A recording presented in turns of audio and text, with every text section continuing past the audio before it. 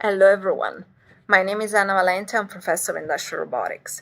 In SUPSI with my team, we develop innovative solutions of robots and machines integrated advanced technologies such as laser-based additive manufacturing for metal materials processing.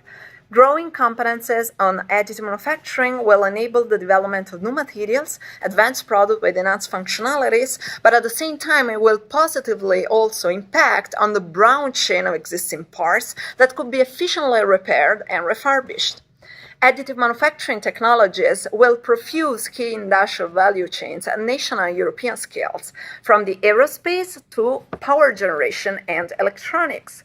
Switzerland has the opportunity to contribute to key challenges with disruptive innovation impact, from photonics to material processing and equipment. If you're interested in the latest development in Switzerland on the subject of additive manufacturing, please download the SATEV Technology Outlook 2021.